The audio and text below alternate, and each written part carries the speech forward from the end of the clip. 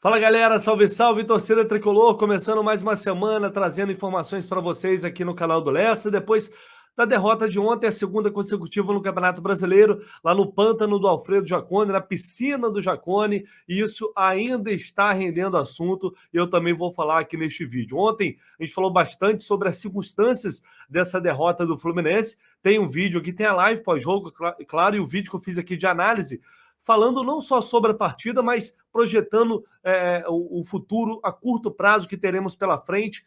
Na minha opinião, ainda não é momento para alarde, não é momento para ligar o alerta vermelho, né? Algumas coisas precisam ser revistas, na minha opinião, mas precisamos ter calma. Ainda não tem nada de terra arrasada, não tem motivo para ter desespero, na minha opinião. Mas neste vídeo aqui eu vou trazer algumas informações para vocês, chegando com mais um Giro com o Lessa para as principais informações do Tricolor, informações importantes, porque o técnico Fernando Diniz pode ter reforços contra o Atlético Mineiro na quarta-feira. Mais de 5 mil ingressos foram vendidos para o confronto. Eduardo Batista, técnico do Juventude, diz que faltou respeito por parte do Fluminense e que o choro é livre. Saiba a justificativa do árbitro para a expulsão do Nonato, que, portanto, não será opção para enfrentar o Galo na quarta. Isso e muito mais aqui neste vídeo. Já chega deixando o seu like, que é muito importante, sempre lembrando. Se inscreva no canal, se você não é inscrito, por favor, não se esqueça, porque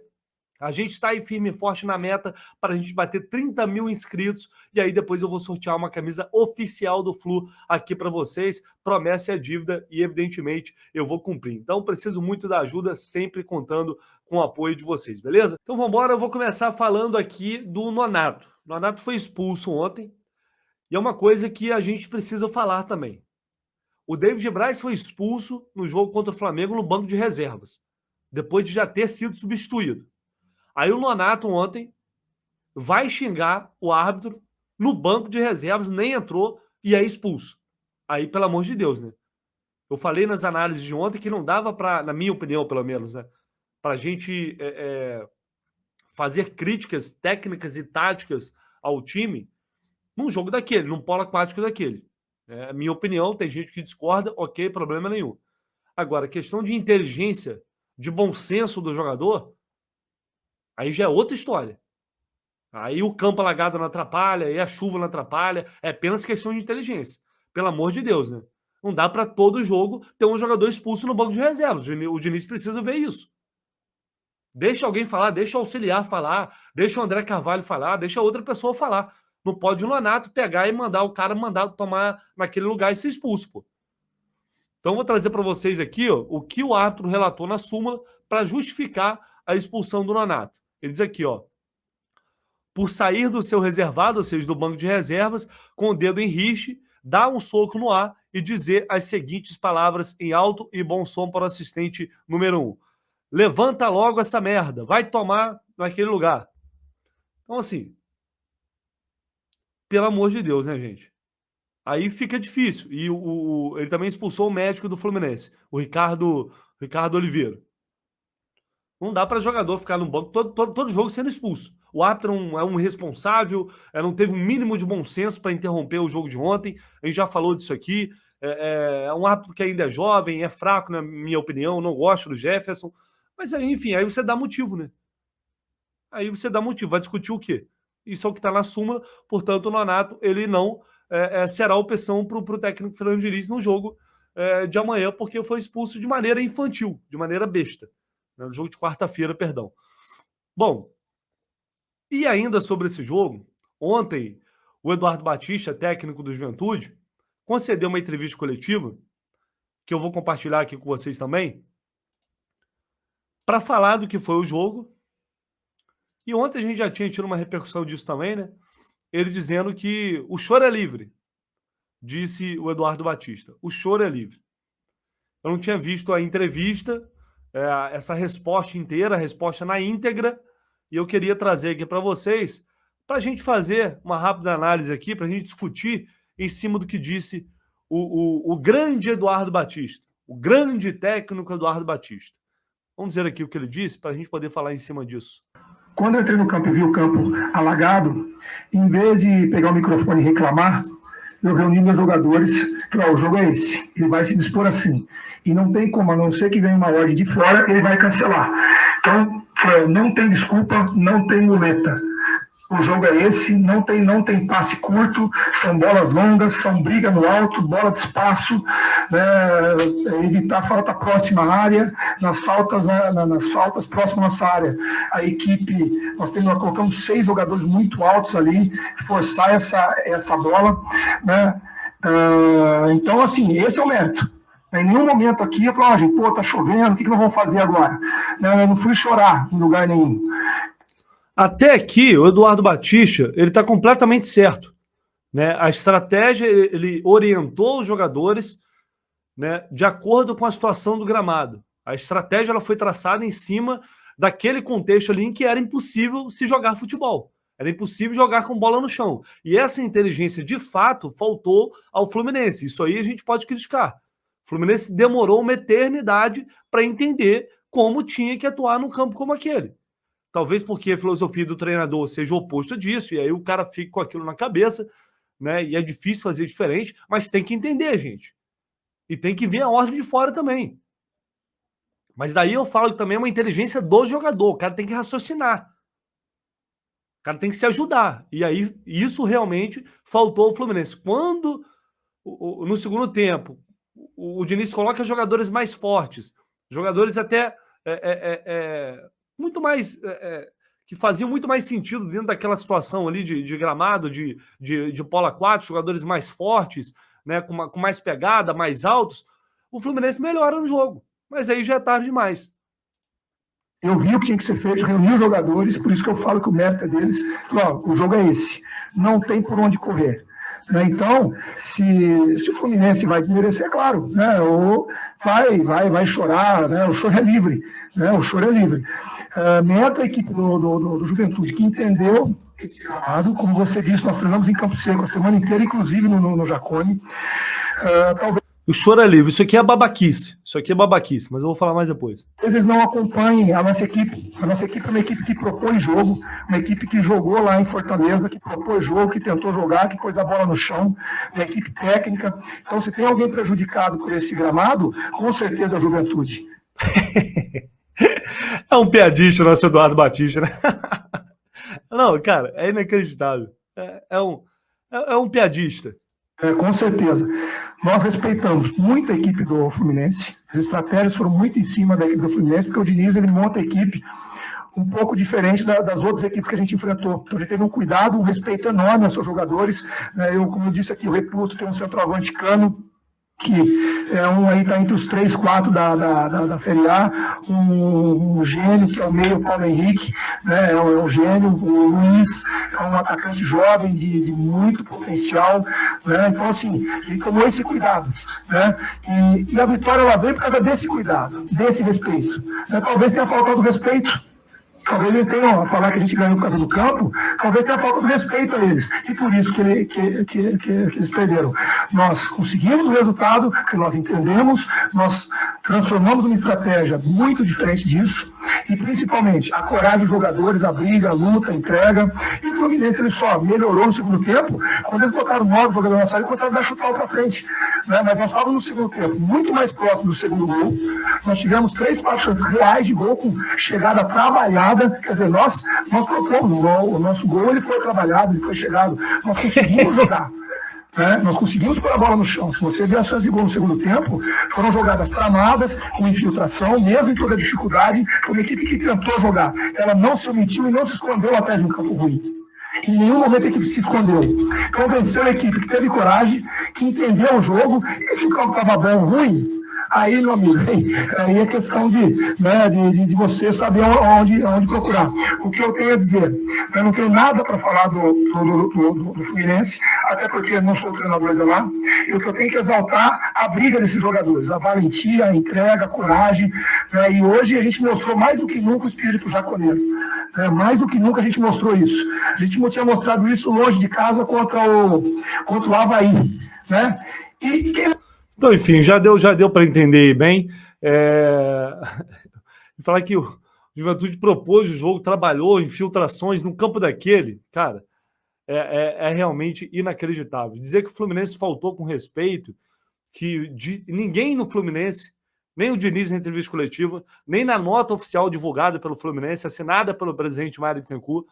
Torcedor pode ter falado, alguém na transmissão do Premier pode ter falado, enfim, ou insinuado isso, porque eu vi que fizeram algumas brincadeiras, mas o Fluminense em nenhum momento desrespeitou o Juventude, tenho certeza disso, em nenhum momento. E ele sabe disso, está aí jogando para a galera. Em nenhum momento alguém do Fluminense disse que o Juventude ganhou o jogo porque o gramado estava alagado. O Fluminense não queria jogar num gramado como aquele. Aliás, ninguém deveria jogar num gramado, não deveria haver jogo num gramado como aquele. Se a CBF tivesse vergonha na cara, se ela se preocupasse realmente com o produto do Campeonato Brasileiro, não teria jogo num gramado daquele. Então, essa é a discussão. O Juventude entendeu o jogo, parabéns, conseguiu ganhar numa bola, jogaram, trabalharam, uma atrapalhada danada do Lucas Claro, que se enrolou, não é nem culpa dele, mas se enrolou todo, um bate-rebate, e a bola entrou, um acaso, que você não poderia ficar jogando mais o dia inteiro ali, que não ia sair nenhum gol. E eu quero ver se fosse o contrário, se a opinião dele seria a mesma. Se ele ia falar que o choro é livre. Se fosse o Maracanã alagado daquela maneira. Isso eu gostaria muito de ver. A opinião do Eduardo Batista se fosse ao contrário. E ele já reclamou. Ele já reclamou uma vez, quando jogava no Palmeiras, num jogo, reclamou do gramado, que o time perdeu o jogo pelo gramado. Não é, senhor Eduardo Batista? E é por isso que eu falei ontem, no post que eu fiz no Twitter, inclusive, que a gente não vai para frente nunca. Porque é sempre assim, é só cada um puxando para o seu lado. Ninguém se une. Os clubes não se unem. Os protagonistas ali do espetáculo, cada um só quer tirar o seu. Só quer tirar o seu rabo da reta. É sempre assim. Se fosse o oposto, ele estaria chorando. Esse senhor aí estaria chorando. Esse é o grande problema do futebol brasileiro. Por isso é que vai na CBF 10 vezes o Fluminense e não vai resolver nada. Porque só reclamam, só entram para reclamar quando são prejudicados. É apenas isso. Então, parabéns, Eduardo Batista. Agora, tome cuidado. Cuidado, porque o Campeonato Brasileiro pode não terminar bem para você. Aliás, se é que você vai terminar o Campeonato Brasileiro, né? Tem isso também. Então, cuidado com a língua, porque às vezes a gente paga e paga rápido. Teve também ontem, aliás, uma entrevista de um diretor do Juventude, que eu vou colocar aqui na tela para vocês, dando uma explicação sobre o gramado, que eu achei bem curiosa também. Tá uma matéria aqui no Netflix, que eu vi aqui no Netflix. O diretor do Juventude, ele diz o seguinte: o nosso gramado é muito novo e precisamos lembrar que no ano passado foi escolhido o quarto melhor da Série A. Nós temos que separar qualidade e drenagem. O gramado veio como matéria orgânica, que vai se acostumando com o solo, e hoje ele é muito firme. O nosso sistema de drenagem está abaixo dessa massa orgânica, mas essa massa atrapalha um pouco. Nós estamos falando 1 ano e meio após a troca e estamos falando de duas situações. Deve estar citando um jogo com o Flamengo também, ano passado. Então, assim, meu amigo, se tem uma matéria orgânica atrapalhando a drenagem, então resolva este problema. Porque ontem ninguém está falando da qualidade do gramado. A gente está falando de um gramado alagado. E claramente não havia drenagem no gramado. Ficou mais de 30 minutos sem chuva e as poças não diminuíam. Então é um absurdo, sim. É uma porcaria de drenagem. Aliás, ela não existe. Ela não existe. Simples assim. Então não tem que discutir qualidade. Não adianta o gramado ser o melhor do mundo se quando der um temporal, ficar 40 minutos sem chover, a poça continua, as poças d'água continuam lá, o gramado continua alagado. Pô, tem alguém idiota aqui? Pô, pelo amor de Deus, né? Então, enfim, a CBF o mínimo que deveria ser feito é obrigar o Juventude a corrigir esse problema de drenagem. É o mínimo que deveriam fazer. Mas nem isso vão fazer, vai acontecer a mesma coisa, vai ter outro jogo lá com uma chuvarada dessa e o outro time vai sofrer a mesma coisa. Essa é a questão. E ponto, acabou. Ontem fala, que os jogadores, muita gente fala, mas os jogadores de Juventude estão acostumados com isso. Não é nem esse o caso, cara, porque os jogadores nem são de lá. Assim, de fato, na hora do jogo eles tiveram mais inteligência, mas não importa, a questão é que não era para ter ocorrido uma partida num gramado que não tem um mínimo de drenagem quando dá uma chuva mais forte. É só isso, esse é o ponto. Enfim, vamos ver qual vai ser o posicionamento da CBF depois da saída do Fluminense lá para conversar lá sei lá se vai ser com o presidente ou com outra pessoa. Enfim, já para a gente ir fechando esse vídeo aqui, galera, antes, deixar aquele recado aqui, como sempre, pedindo o apoio de vocês.